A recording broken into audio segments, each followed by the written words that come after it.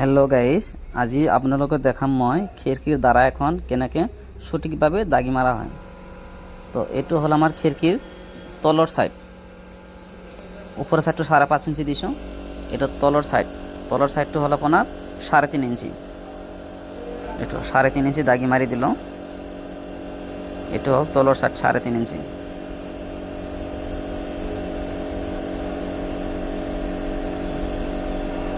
তলৰ ছাইডটো 3.5 ইঞ্চি দিয়াৰ পিছত আপোনাক দেখাম যাতে গ্লাছটো যাতে অলপো পেলানি নাযায়।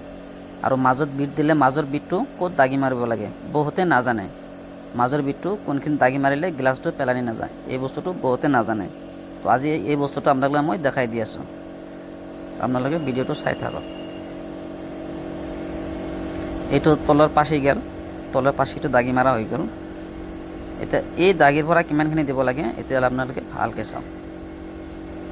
এই দাগিৰ পৰা দিব লাগিব এতিয়া আমাৰ এইটো তলৰ ছাইড, যেহেতু তলৰ ছাইড হৈ গ'ল, তলৰ ছাইড পৰা এইটো আমি এইটো দিলোঁ দাগি 17 ইঞ্চি। এইটো চাওক আপুনি 17 ইঞ্চিত দাগিটো মাৰি দিলোঁ। 17 ইঞ্চিত দাগিটো মাৰি দিলে কি হ'ব, আমাৰ 18 ইঞ্চি গ্লাছত হৈ যাব।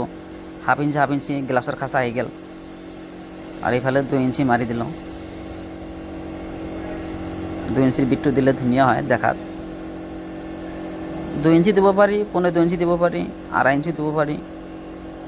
মানে এইটো 2 ইঞ্চি দিলে কাঠটো পেলানি নাযায় আৰু। তো এইটো 2 ইঞ্চি দি দিলোঁ।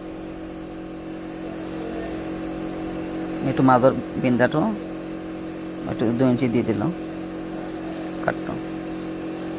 মাজত গ্লাছটো দিলে কি হয়, দুটা গ্লাছ হৈ গ'ল তো খিৰিকীটো অলপ ভাল হয়, দেখাটো ভাল লাগে। তো এতিয়া চাওক এইটো গ্লাছটো কিমান ইঞ্চি লাগিব। তো এইটো চাওক 18 ইঞ্চি গ্লাছত হৈ যাব, 1.5 ফুট। 1.5 ফুট গ্লাছত হৈ গ'ল। ওপৰতো দেখাই দি আছোঁ কিমান লাগিব। ওপৰতো ওপৰতো 2.5 ফুট গ্লাছত হৈ যাব। তো 1.5 ফুট, 2.5 ফুট, 4 ফুট গ্লাছত এখন খিৰিকী ক্লিয়াৰ।